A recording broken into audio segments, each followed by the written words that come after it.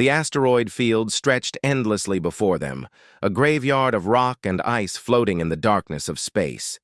Captain Deho stood on the bridge of the horizon's edge, watching the view screen with tired eyes. They had been surveying this sector for 3 weeks now, finding nothing but worthless stones and frozen gas. Dr. Minji walked onto the bridge, carrying her tablet. She looked excited, which was unusual for her calm personality. "Captain, you need to see this," she said, showing him the screen. "I'm detecting energy signatures from asteroid KR7745. They don't match anything in our database." Daiho leaned forward, studying the readings. The patterns were strange, almost rhythmic, like a heartbeat slowed down to nearly nothing. "Could it be a malfunction in your equipment?" Minji shook her head firmly. "I've checked 3 times. This is real. Whatever is inside that asteroid is generating power, and it's been doing so for a very long time." The captain made his decision quickly. "Engineer Ji-Wan, plot a course to that asteroid. Minji, prepare your team. We're going to take a closer look." The horizon's edge moved through the asteroid field with practiced ease. As they approached KR7745, the sensors began picking up more unusual data. The asteroid was larger than most, roughly 30 kilometers across, and it was hollow. Not naturally hollow, but carved out by intelligent hands. Ji-Wan found an entrance, a massive doorway sealed by what looked like crystalline material. "Captain, I can cut through this, but it's going to take some time. This crystal is incredibly dense." "Do it," Daiho ordered, "but carefully. We don't know what we're dealing with here."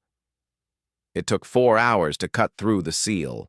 When the crystal finally gave way, air rushed out from inside the asteroid, air that had been trapped for countless years. The away team, wearing full environment suits, entered the opening with weapons ready and lights blazing. What they found took their breath away.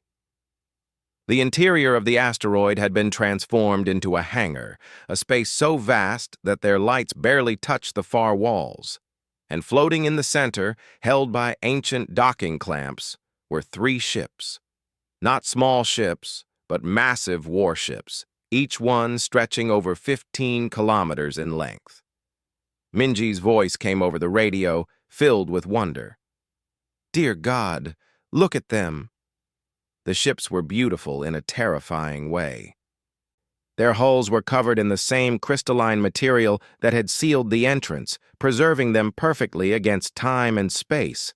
The design was like nothing in the galactic database, smooth curves mixed with aggressive angles, creating shapes that were both elegant and deadly. Ji-Wan approached one of the ships carefully, scanning it with his equipment. "Captain, these power cores are still active, barely, but they're functional. I've never seen technology like this. It's sophisticated beyond anything we have." Daiho contacted the ship. "Send all this data back to Earth immediately. Contact Admiral Hyun-woo and tell him we found something important." The team spent hours exploring the hangar and the exterior of the ships. Minji took countless readings, her excitement growing with each discovery. "Captain? Based on the decay rates of the surrounding rock and the energy signatures, I estimate these ships are at least 50,000 years old." 50,000? Daiho repeated, unable to believe it. "That's older than the Galactic Council. Older than any known civilization." "Exactly," Minji said. "These ships predate recorded history. Whoever built them was here long before anyone else." Ji-Wan managed to find an access port on one of the ships. With careful work, he opened it, revealing an airlock that still functioned. The team entered cautiously, their lights illuminating corridors that had not seen life in millennia. Inside, the ship was pristine. No dust, no decay, just empty hallways waiting silently. They made their way to what appeared to be the command deck, a large room filled with control stations and a massive view screen.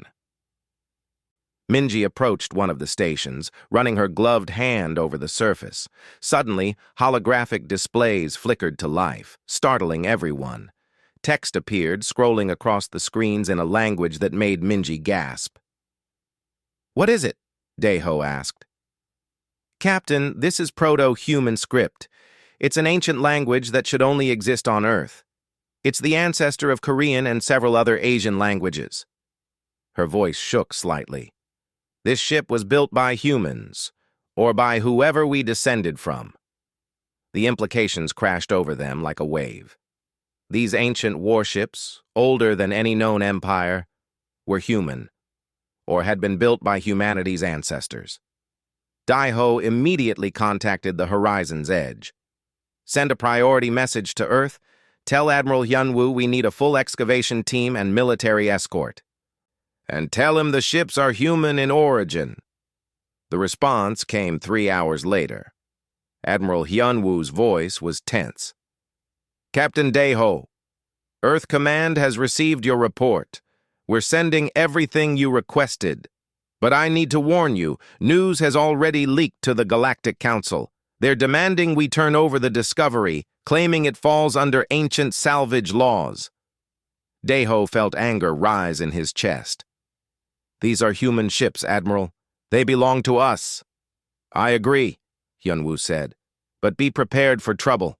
The Council doesn't want humanity to have this kind of power. Hold your position, Captain. Help is coming." Over the next few days, Minji worked tirelessly to access more of the ship's systems. She discovered data banks, though most were corrupted by time. What she could recover showed star maps, battle formations, and technical specifications that made modern warships look primitive.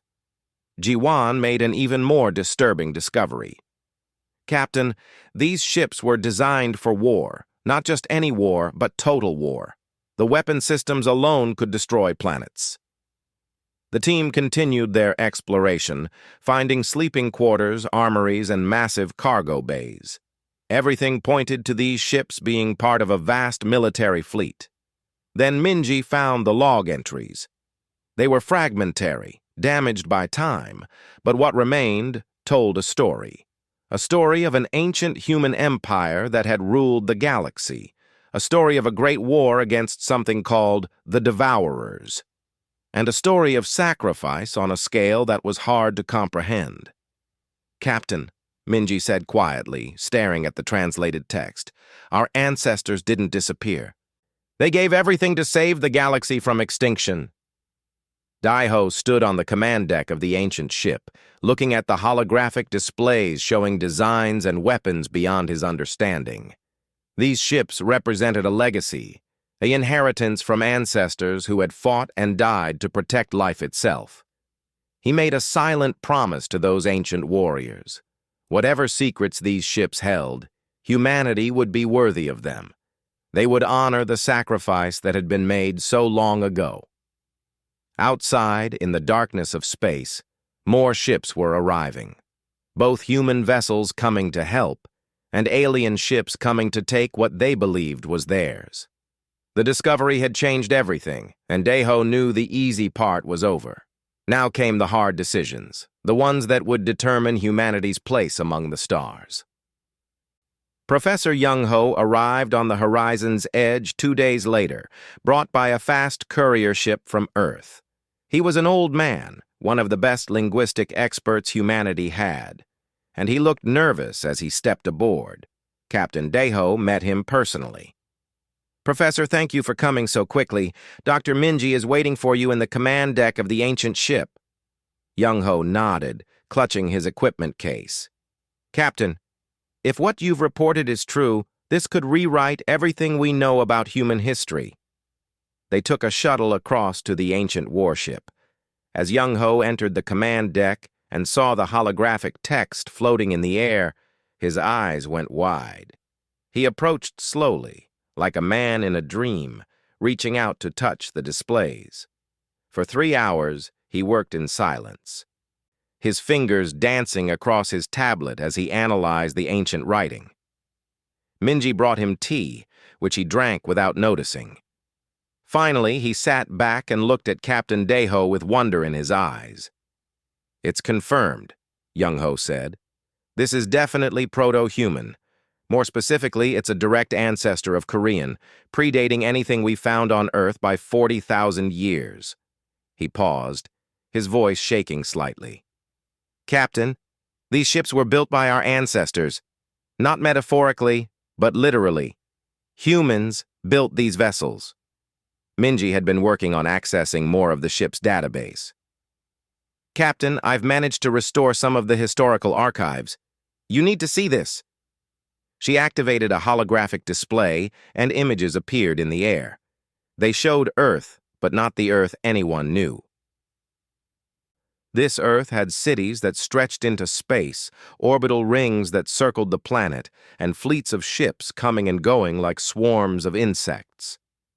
This is Earth. 50,000 years ago, Minji explained. But it wasn't called Earth then. The records call it Origin Prime, the capital world of something called the First Dominion. More images appeared, showing hundreds of worlds connected by networks of faster-than-light routes, massive stations that harvested stars for energy, battle fleets that numbered in the thousands, and everywhere, humans, building and expanding and defending their vast empire. The First Dominion controlled most of the galaxy. Young-Ho translated from the scrolling text. They were explorers, builders, and when necessary, warriors. For 10,000 years, they brought peace and order to countless species. Daeho felt pride swell in his chest, but also confusion. If we were so powerful, what happened? Why did it all disappear? Minji's expression grew dark. That's where it gets frightening. About 55,000 years ago, something arrived from outside the galaxy. The records call them the Devourers.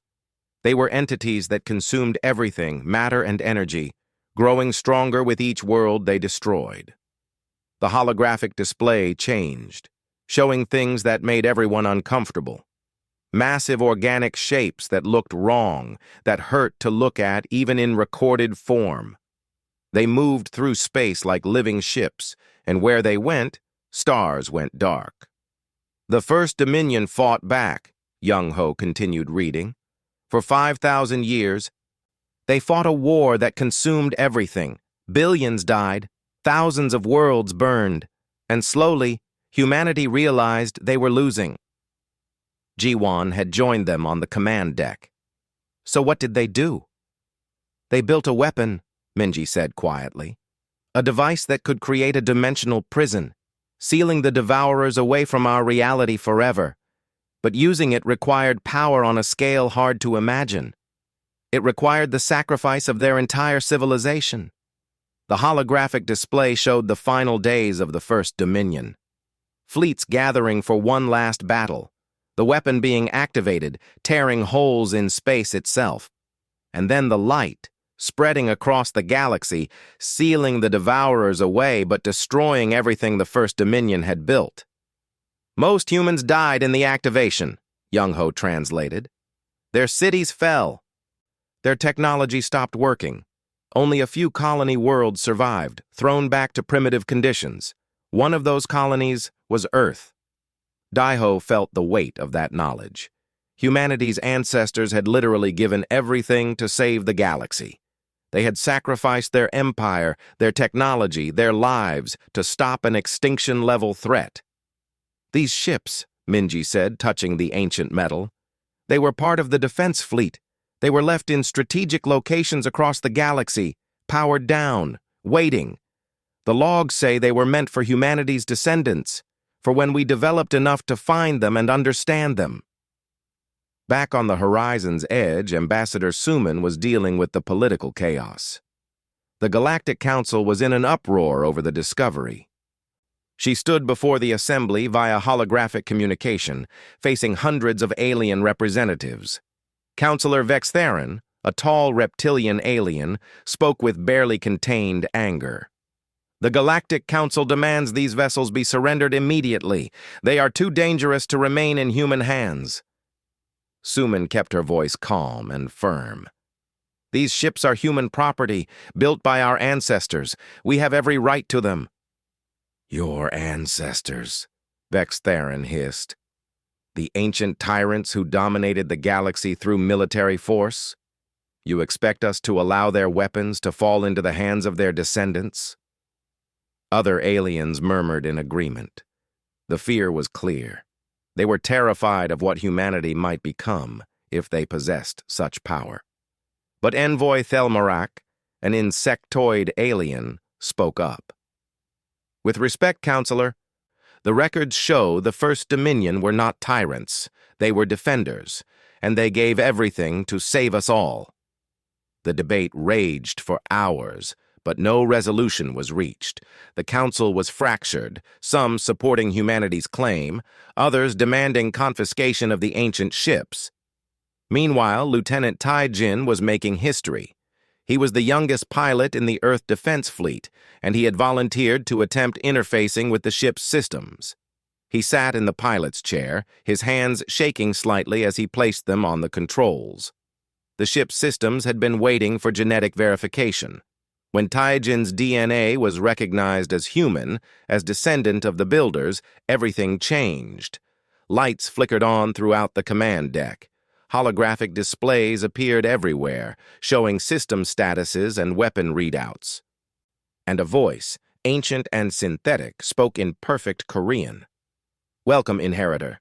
This vessel is designated Eternal Sentinel. I am the tactical intelligence. It has been 50,312 years since last activation. Awaiting orders." Taejin's voice cracked with emotion. "Status report? All primary systems functional. Power cores at minimum operational capacity. Weapon systems ready. Shield generators online. This unit and 2 companion vessels remain operational and awaiting deployment." Daeho, who had been watching, stepped forward. "Sentinel, what was your mission?" "Primary mission: defense of inhabited worlds against hostile entities. Secondary mission: await recovery by First Dominion descendants. Tertiary mission: provide warning of dimensional prison failure." Everyone froze at those last words. "The dimensional prison?" Minji asked carefully. "The one holding the Devourers?" "Confirmed. The dimensional prison was designed with a lifespan of 50,000 years, with assumption that First Dominion descendants would have achieved sufficient technological advancement to either repair the seal or defend against breach." "And has it been 50,000 years?" Daeho asked, though he already knew the answer. "Affirmative. Prison integrity currently at 37% and declining. Estimated complete failure in 91 days. The silence on the command deck was absolute. Everyone understood what this meant. The Devourers, the entities that had nearly destroyed all life in the galaxy, were about to break free. And humanity, barely developed enough to travel between stars, was expected to stop them. Taejin looked at Captain Daeho. "Sir, what do we do?" Daeho stared at the view screen, at the other 2 ancient ships floating silently in the hangar. His ancestors had fought and died to buy the galaxy 50,000 years of peace. Now that time was up, and the responsibility fell to their children. "We do what we were meant to do," Daeho said firmly. "We wake up these ships, we learn how to use them, and we prepare to finish what our ancestors started." Minji was already working on her tablet. "I'll need time to fully access the databases, to learn everything about these ships and the Devourers." Jiwan nodded. "And I'll need to train crews. These ships are huge. They'll need thousands of people to operate properly." "Then we'd better get started," Daeho said. "We have 3 months to prepare for a war that nearly ended civilization last time. Let's make sure we're ready." He sent an urgent message to Admiral Hunwoo and Earth Command. The message was simple, but carried devastating implications. "The ancient enemy returns. Request immediate military mobilization. Humanity must be ready to defend the galaxy." Fleet Commander Soyoung arrived at the asteroid base with 3,000 of Earth's best military personnel. She was a veteran of the border wars, a woman who had earned her rank through skill and courage. As she stepped onto the ancient warship for the first time, even she felt small. "Captain Daeho," she said, saluting, "Earth Command has given me authority over this operation. I understand we have less than 3 months to make these ships battle-ready? Deho returned the salute. That's correct, Commander. The Eternal Sentinel's AI has been helpful, but there's so much we don't understand. These ships are technology from a civilization far more advanced than ours. So-Yung walked through the corridors, examining everything with a tactical eye. Then we learn quickly. Show me what we're working with. Dr. Ji-Yeon, a quantum physicist who had arrived with So-Young's group, was studying the ship's weapon systems. What she found both amazed and terrified her. She called So-Young and Daeho to the weapons control room. Commander Captain, you need to understand what these ships can do, Ji-Yeon said, pulling up holographic displays. The main weapons don't just destroy matter. They manipulate space-time itself. This cannon here can create localized gravity wells strong enough to crush a battleship into a ball of compressed atoms. This one fires beams that accelerate time, aging targets millions of years in seconds. So-Young studied the displays carefully. And the smaller weapons? Plasma cannons that burn at temperatures matching the surface of stars. Missile systems that can track targets across light years. Point defense systems so fast they can intercept thousands of incoming projectiles simultaneously. Ji-Yeon shook her head in wonder. Commander, one of these ancient ships could destroy our entire modern fleet without taking damage. Then it's a good thing they're on our side, So-Young said. How long to train crews on these systems? The AI can help, Ji-Yeon replied. The Sentinel has training protocols built in. It will be intensive, but we can do it. Meanwhile, the political situation was deteriorating rapidly. The Galactic Council had split into factions. Ambassador Suman found herself dealing with increasing hostility from several species. Councillor Vexitharan led the opposition. Humanity cannot be trusted with such power. The ancient tyrants conquered the galaxy once. Their descendants will do the same. But Envoy Thelmorak, the insectoid alien, defended humanity. The records are clear. The First Dominion sacrificed everything to save us. To deny their descendants the tools left for them is both foolish and ungrateful. The debate became a shouting match. Several species threatened to use military force to seize the ancient ships. Others pledged to defend humanity's right to their inheritance. Suman stood before the council, her voice cutting through the chaos. Enough. While you argue about power and politics, an existential threat prepares to return. The Devourers will not care about your laws or your fears. They will consume everything. Humanity offers to stand as defenders, as our ancestors did. Will you help us? Or will you let pride destroy us all? Her words brought temporary silence, but the fractures in the council remained. Back at the asteroid base, progress was being made. Ji-Won had successfully restored full power to all 3 ancient warships. The Eternal Sentinel, the Cosmic Warden, and the Starbreaker floated free of their docking clamps for the first time in 50,000 years. Lieutenant Tai-Jin was training as the primary pilot of the Eternal Sentinel. The ship's AI guided him through increasingly complex maneuvers. At first, moving the massive vessel felt impossible, like trying to steer a mountain. But the ship responded to human thought as much as physical controls, and Tai-Jin began to understand the connection. The First Dominion pilots were genetically enhanced to interface with their ships, the Sentinel's AI explained. You lack these enhancements, but your natural abilities are sufficient for basic operations. Basic operations just made me dodge 3 asteroids while traveling at 0.7 light speed, Tai-Jin muttered. What do advanced operations look like? You will learn, the AI replied simply. Dr. Minji continued studying the ancient databases, learning everything she could about the Devourers. What she discovered kept her awake at night. The Devourers were not just monsters. They were something far worse, entities that existed partially outside normal reality, consuming not just matter, but the fundamental forces that held the universe together. They're like cosmic parasites, she explained to Daeho and So-young. Each one is the size of a moon, and they can merge together to become even larger. They don't communicate, don't negotiate. They just consume and grow. How did the First Dominion fight them? So-young asked. With difficulty. The ancient records show battles that lasted years, with losses in the millions. The Devourers could only be truly hurt by weapons that affected multiple dimensions simultaneously. That's why these ships are so important. Their weapons were specifically designed to fight entities like the Devourers. A priority message arrived from Earth. Captain Jihoon's battle group was approaching, escorting supply ships and additional personnel.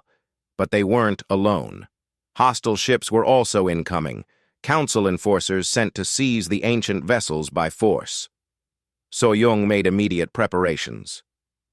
All crews to battle stations. Power up the defensive systems, but do not fire unless fired upon. Let's try to avoid a war with the council if we can. The hostile ships arrived first, a battle group of 50 vessels representing multiple species. Their commander transmitted a simple message. Surrender the ancient warships or be destroyed. So-young responded calmly. These vessels belong to humanity. We will not surrender them. Leave peacefully and no harm will come to you. The hostile commander's response was to open fire. Plasma bolts and missiles streaked toward the asteroid base. Captain Jihoon's fleet moved to intercept, returning fire and deploying defensive screens. The battle began in earnest, modern weapons flashing in the darkness of space. Then Lieutenant Taejin activated the Eternal Sentinel's defensive systems. The ancient warship's shields came online, not just around itself, but expanding to cover the entire asteroid base and the human fleet. The hostile weapons struck the shield and simply stopped, frozen in space as if hitting an invisible wall. Gravitational stasis field active, the Sentinel's AI reported. Hostile projectiles contained. Taejin targeted the hostile fleet with the ship's non-lethal systems. The Eternal Sentinel's gravity manipulation technology activated, and suddenly every enemy ship found itself unable to move. They were trapped, held in place by gravitational forces they couldn't possibly overcome. Hostile vessels neutralized, the AI continued. No casualties inflicted. Recommend release after hostile forces withdraw. The hostile commander's voice came over the communication channel, shaking with fear. What? What are you? So-young answered. This is humanity's inheritance. This is what our ancestors left us to defend the galaxy. Stand down, and you will not be harmed. Continue hostilities, and we will do what is necessary. The hostile fleet surrendered immediately. They had come expecting to overwhelm a few humans with superior numbers. Instead, they found themselves completely outmatched by technology they couldn't comprehend. Word of the battle spread quickly through the galaxy. The images of the ancient warship effortlessly defeating an entire battle group without firing a shot shocked everyone. Fear and respect for humanity grew in equal measure. Counselor Vexatherin contacted Ambassador Suman privately. His tone was different now, respectful rather than hostile. Ambassador, I must speak honestly. We have known about humanity's heritage for longer than you might think. For decades, we've been suppressing your expansion, keeping you confined to your corner of space. Why? Suman demanded. Because we feared this day. We feared you would find these ships and become what your ancestors were. But I see now that fear has blinded us.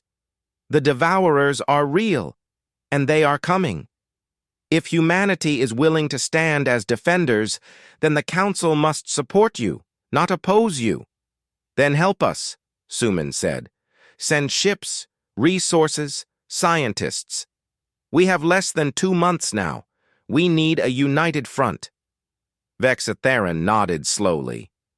I will convince the Council. But know this, Ambassador. The galaxy will be watching humanity carefully. The power you now possess could save us all, or it could dominate us all.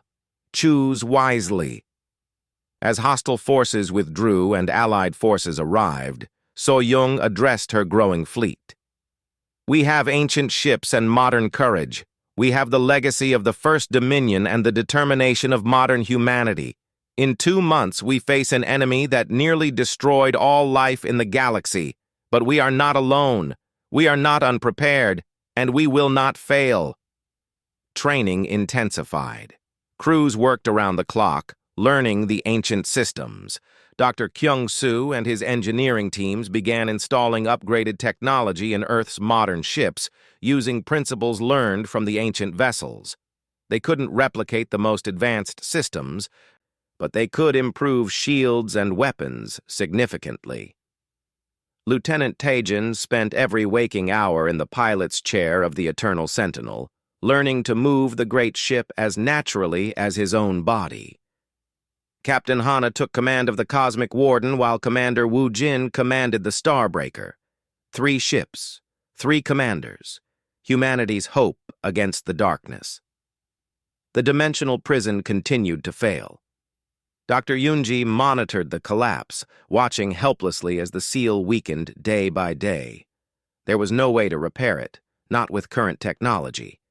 Their only option was to destroy whatever came through. 50 days remaining, she reported. "The first breaches will be small, but they'll grow quickly. We need to be ready." "We will be," Daeho promised, though he wasn't sure he believed it himself. General Minho stood in Earth Command's Situation Room, surrounded by holographic displays showing military preparations across human space. Every shipyard was working at full capacity, every military installation on high alert.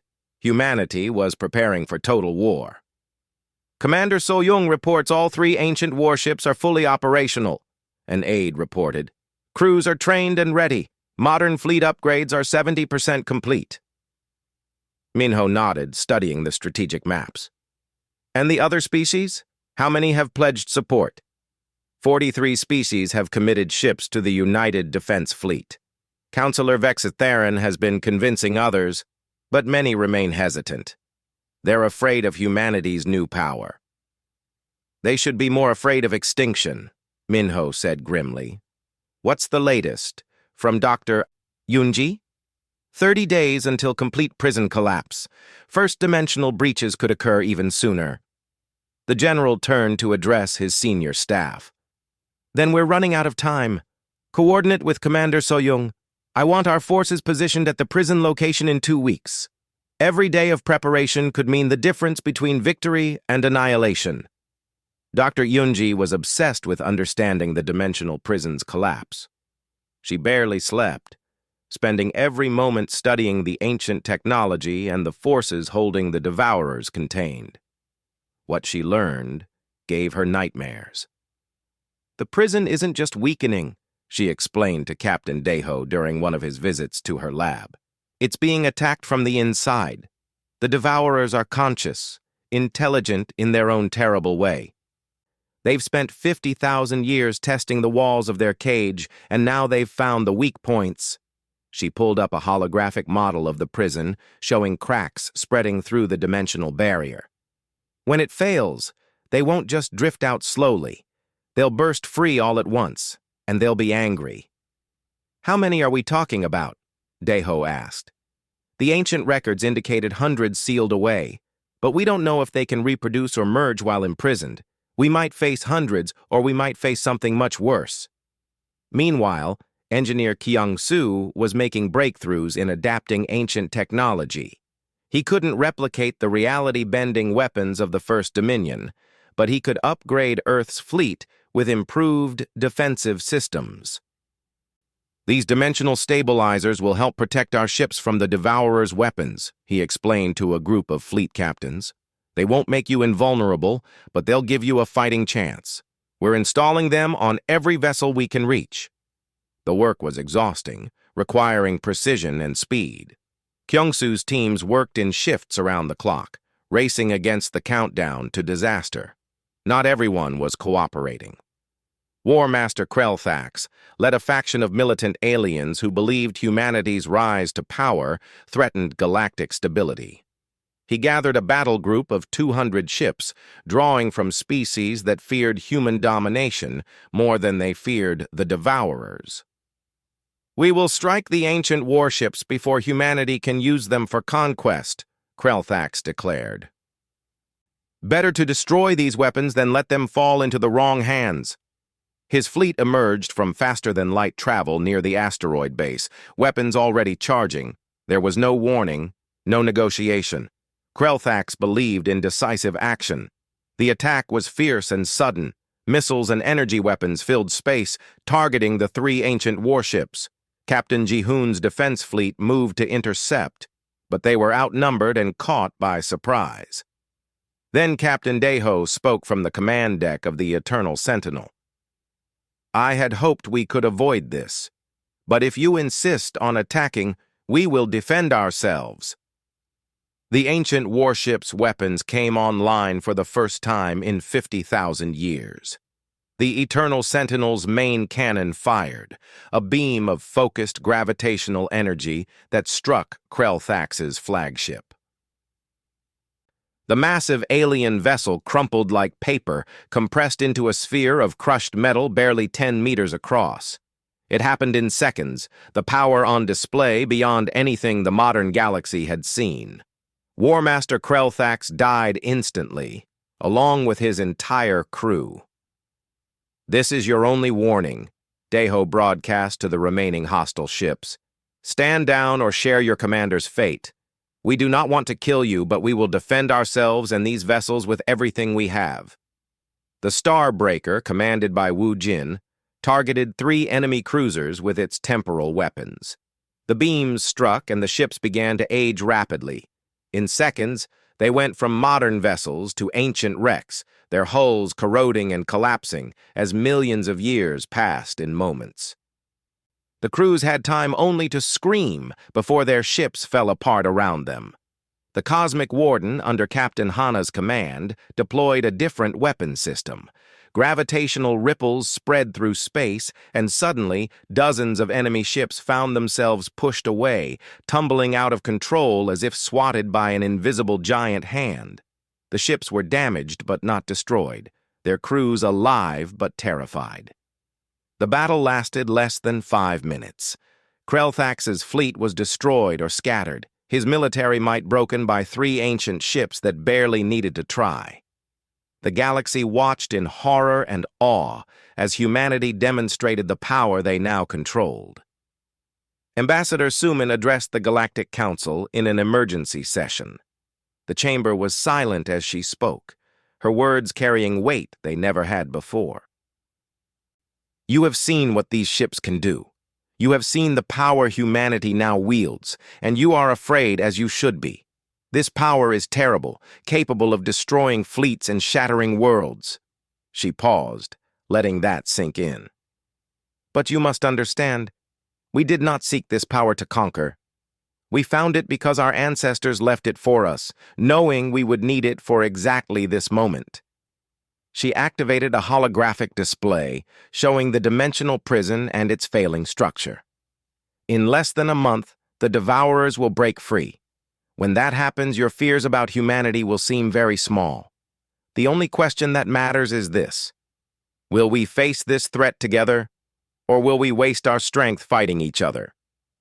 Counselor Vexus Theron stood, his reptilian features serious. "Ambassador Suman speaks truth. I have seen the ancient records, studied the history of the First Dominion. They were not the tyrants we imagined. They were defenders who paid the ultimate price to save us all." He looked around the chamber. "I pledge the full support of my species to the United Defense Fleet. Humanity will lead us because they have the weapons and knowledge to fight what comes. But they will not fight alone." One by one, other species stood and pledged their support. The fear remained, but it was now directed at the proper target. The Devourers were coming, and unity was the only path to survival. The United Defense Fleet began assembling at the designated coordinates near the dimensional prison. Ships arrived from across the galaxy, thousands of vessels representing hundreds of species. Human ships, alien cruisers, Merchant vessels converted to military use. Everything that could fight was being brought to bear. Commander Soyoung took overall command of the fleet, with the 3 ancient warships as the core of their battle formation. She stood on the bridge of the Eternal Sentinel, looking at the tactical displays showing the massive fleet under her command. "We have 15,000 ships," General Minho reported via communication. "Not all of them are military grade, but every captain volunteered. They know what we're facing." "Numbers won't be enough," Soyoung said. "But courage and unity might be. Have all ships form defensive formations around the ancient warships. When the Devourers emerge, we hit them with everything we have." Dr. Yunji monitored the prison's status from her station aboard the Eternal Sentinel. The dimensional barrier was cracking, reality itself bending under the strain. 7 days, she announced. "Maybe less. The breaches are accelerating." Lieutenant Tae-jin ran final checks on the Eternal Sentinel's systems. Everything was green, the ancient ship ready for battle. But he felt the weight of responsibility pressing down on him. So many people were depending on these vessels, on humanity's ability to use their ancestors' weapons effectively. "Sentinel," he said to the ship's AI, "are we ready for this?" "All systems optimal," the AI replied. "But victory is not determined by system status alone. The First Dominion's final battle resulted in extinction-level casualties. This conflict will test not just your weapons, but your will to survive." "That's not reassuring," Tae-jin muttered. "It was not meant to be," the AI said. "It was meant to be truthful." As the days counted down, the fleet prepared in every way possible. Weapons were checked and rechecked. Battle plans were reviewed. Messages were sent home to families, some knowing they might be final goodbyes. Captain Daeho walked through the corridors of the Eternal Sentinel, observing his crew. They were afraid but determined. They knew the odds, knew what they faced, but they also knew they were defending everything that mattered. He stopped at a viewport, looking out at the assembled fleet. Human ships alongside alien vessels, former enemies united by common purpose. It was what the First Dominion had fought for, what they had died to protect. A galaxy where different species could work together, could build something better than endless war.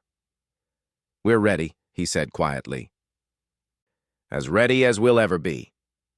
Dr. Sina, the fleet's tactical coordinator, reported final positions. "All ships in formation, Commander. Weapons armed, shields at maximum. Dimensional sensors tracking the prison. We'll have warning when the first breaches occur." Soyoung nodded. "Then we wait. And when they come, we show them that humanity's ancestors didn't sacrifice in vain. We show them that their children remember, and we will finish what they started."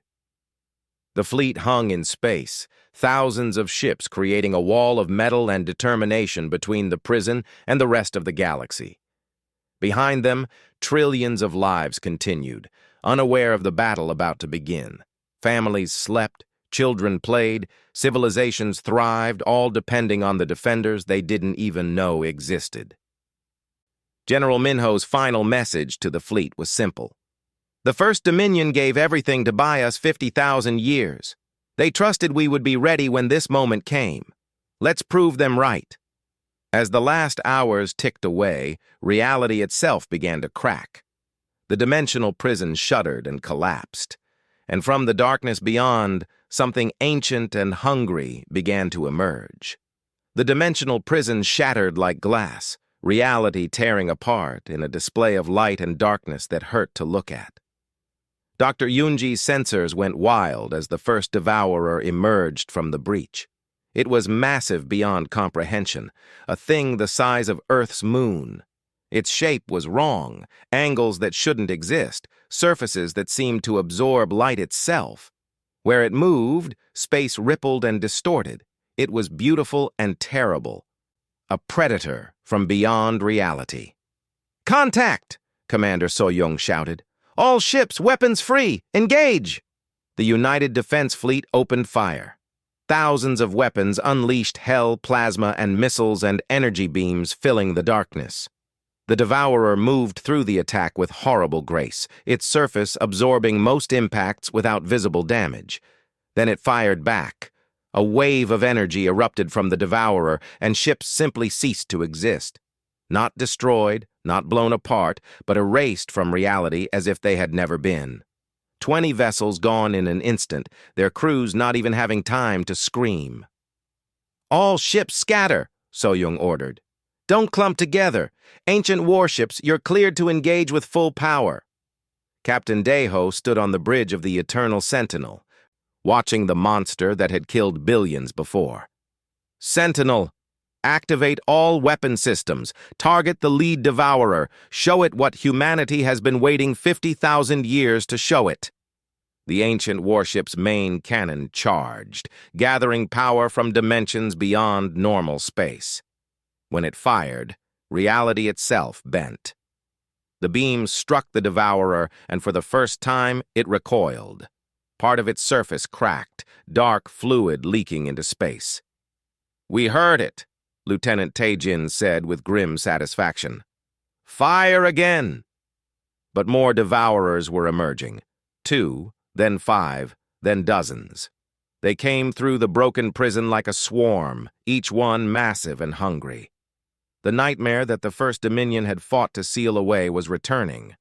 Captain Hana aboard the Cosmic Warden activated her ship's temporal weapons. "Targeting multiple hostiles. Temporal acceleration on my mark." The beams fired, striking 3 Devourers simultaneously. The effect was immediate and devastating. The creatures began to age rapidly, their surfaces corroding, their structures breaking down. Millions of years passed in seconds, and they collapsed into cosmic dust. Commander Wu Jin on the Starbreaker deployed the Singularity Lance, the most devastating weapon in humanity's arsenal. Firing compressed singularities. Black holes the size of houses erupted from the ship's main cannon, streaking toward a cluster of Devourers. When they struck, the creatures were pulled into gravitational collapse, compressed beyond any ability to resist. 4 more enemies died, consumed by the very forces they used to hunt. But for every Devourer destroyed, more emerged. The prison was fully breached now, and they came in waves. The fleet fought desperately, modern ships working alongside the ancient warships, buying time with their lives. Dr. Sena coordinated the battle from her station, her voice calm despite the chaos. "Group 7, focus fire on that Devourer's core section. Group 12, fall back and regroup. Ancient warships, we need support on the left flank. They're being overwhelmed." The Eternal Sentinel moved through space like a dancer, its massive frame somehow graceful. Daiho had learned to think of the ship as an extension of his body, and it responded accordingly. The ship's point defense systems activated, intercepting hundreds of Devourer attacks while its main weapons carved through enemy formations. "Captain," the Sentinel's AI reported, "detecting larger mass emerging from the breach. Dimensional signature matches First Dominion records of prime Devourer entity." What came through the breach next dwarfed everything that had come before. It was the size of a small planet, a mass of wrong angles and impossible geometry. This was the creature that had led the Devourers 50,000 years ago, the apex predator that had brought the First Dominion to extinction. The Prime Devourer's presence was like a weight on reality itself. Ship's sensors went haywire. Some crew members collapsed, their minds unable to process what they were seeing. It radiated hunger and malice, an intelligence that was vast and completely alien. "All ancient warships, concentrate fire on the prime entity," So-Young ordered. "Everything we have, right now." All 3 ancient ships fired simultaneously. The Eternal Sentinel's gravitational cannon, the Cosmic Warden's temporal accelerator, and the Starbreaker's Singularity Lance struck the Prime Devourer together. The result was a cataclysm of energy, space itself screaming under the assault. The Prime Devourer was hurt, but not killed. It turned its attention fully on the ancient warships, recognizing them as the greatest threat. Its attack was focused and devastating. A beam of pure entropy struck the Cosmic Warden, bypassing shields and tearing into the hull. "Hull breach on decks 7 through 12, Captain Hana reported. "We're venting atmosphere and losing power to auxiliary systems." The fleet rallied around the damaged warship, modern vessels throwing themselves into the path of attacks meant for the Cosmic Warden. Ships died by the dozens, but they bought time for repairs, their sacrifice keeping one of humanity's most powerful weapons in the fight. Lieutenant Tajin pushed the Eternal Sentinel to its limits, dodging attacks that could erase reality while maintaining devastating fire. But there were too many enemies. For every devourer destroyed, 2 more emerged from the breach. Dr. Yunji worked frantically at her station. "Commander, I think I've found a weakness. The devourers are vulnerable when transitioning between dimensions. If we can hit them during that moment, we can kill them more efficiently." "All ships, new targeting priority," So-Young broadcast. "Watch for dimensional ripples. That's when they're vulnerable. Concentrate fire during transitions." The strategy worked. Casualties among the devourers increased as the fleet learned to exploit this weakness, but it wasn't enough. The Prime Devourer was destroying ships with every attack, and more lesser devourers kept coming. The Prime entity focused its attention on the Eternal Sentinel. It recognized the ship, or at least recognized the design. This was a vessel from the species that had imprisoned it. The creature wanted revenge. The attack came from multiple angles, beams of entropy and waves of consuming darkness. The Eternal Sentinel's shields held for a moment, then began to fail. Alarms screamed throughout the ship. "Shields at 15%!" Tajin shouted. "We can't take another hit like that!" Captain Deho made his decision in an instant. "All crew, evacuate to escape pods immediately. Sentinel, transfer command authority to the Cosmic Warden. Tajin, you too. Get to a pod." "Sir, what are you doing?" Tajin demanded. "What our ancestors did," Deho said calmly. "Buying time with sacrifice. Now go. That's an order." Dr. Minji appeared on the bridge, having refused to evacuate. "Captain, I'm staying. You'll need someone to monitor the systems." Deho looked at her and nodded. "Then let's make this count. Sentinel, plot a ramming course into the Prime Devourer's core. Maximum speed." "Acknowledged," the AI said. "Calculating trajectory. Captain, this will result in total ship destruction." "I know, but we're not going down quietly. Arm the dimensional implosion device. When we hit, we're taking that thing with us." The Eternal Sentinel accelerated, all power diverted to engines and remaining shields. It shot through space like a spear, ignoring the lesser devourers, focused entirely on the Prime entity. The Prime Devourer tried to stop the ancient warship, firing everything it had. The Sentinel's shields failed, hull armor melted away, but the massive vessel didn't stop, didn't slow. It was on a collision course, and nothing would divert it. "Minji, activate the dimensional implosion on my mark," Deho said. "It's been an honor serving with you." "The honor was mine, Captain," she replied, her hands steady on the controls despite the chaos around them. The Eternal Sentinel struck the Prime Devourer like a hammer, penetrating deep into its massive form. Daiho and Minji had seconds to see the inside of the creature, a nightmare landscape of impossible biology and physics-defying structures. "Now!" Daiho shouted. Dr. Minji activated the dimensional implosion device, the same weapon the First Dominion had used to create the prison 50,000 years ago. The explosion wasn't normal fire or force. It was reality collapsing inward, creating a hole in space itself. The Prime Devourer and the Eternal Sentinel were both consumed, pulled into a dimensional void that sealed behind them. One moment they existed, the next they were simply gone, leaving nothing but a ripple in space. The remaining Devourers suddenly lost coordination. Without their Prime, they were individual hunters rather than a unified force. Captain Hana on the Cosmic Warden and Commander Wu Jin on the Starbreaker pressed the advantage. "All ships attack now while they're confused," Hana ordered. "Don't let them regroup." The fleet charged forward, weapons blazing. The ancient warships led the assault, their devastating weapons carving through the disorganized devourers. One by one, the creatures died, their remains dissolving into nothingness. The last devourer tried to flee back through the dimensional breach. It almost made it. Lieutenant Tai Jin, now commanding a fighter squadron, led a desperate attack that crippled the creature just as it reached the portal. It died at the threshold, its massive body blocking the breach. Dr. Yunji saw the opportunity. "Commander Hana, if we can collapse the portal while that body is blocking it, we can seal the breach permanently."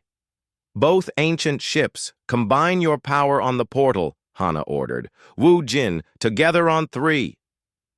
The Cosmic Warden and Starbreaker fired simultaneously at the dimensional breach, their weapons interacting in ways their designers had planned 50,000 years ago. The portal began to collapse, reality reasserting itself. The dead devourer's body was compressed, used as raw material to seal the gap. Dr. Yunji worked frantically, guiding the process.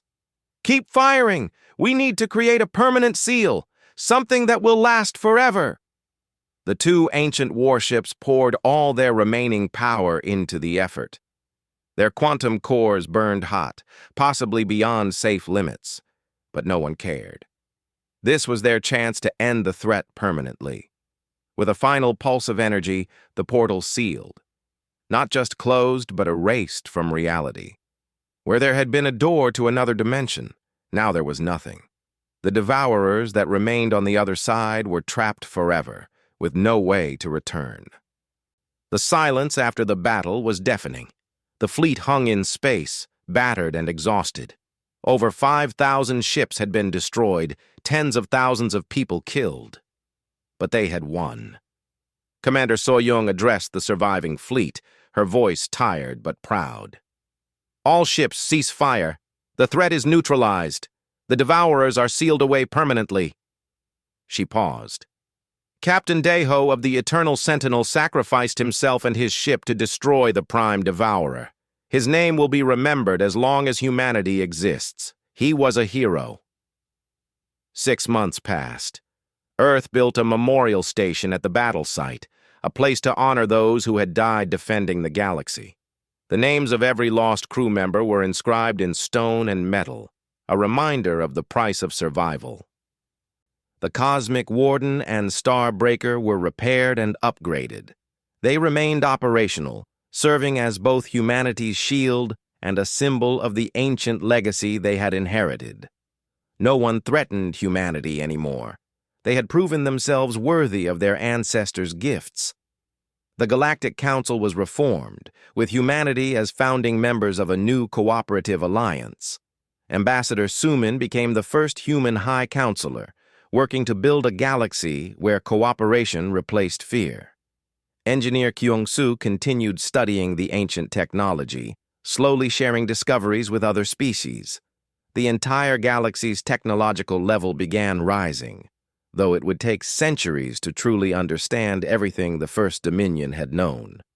Dr. Minji's final transmission, sent seconds before the Eternal Sentinel's destruction, contained the complete database of First Dominion knowledge. Her sacrifice ensured that humanity and the galaxy would benefit from everything their ancestors had learned. General Minho stood at the memorial station's dedication ceremony, speaking to representatives from hundreds of worlds. Captain Deho and Dr. Minji gave everything to protect us all. They followed in the footsteps of the First Dominion, proving that humanity remembers its duty.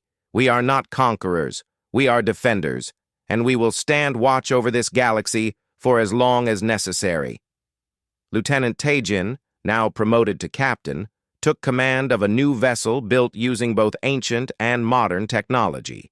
The fleet was growing, combining the best of First Dominion innovation with contemporary engineering. Fleet Commander So-young stood on the bridge of the Cosmic Warden, reviewing reports from across human space. New discoveries were being made regularly, more First Dominion sites found and explored.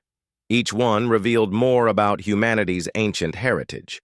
A priority message arrived from deep space.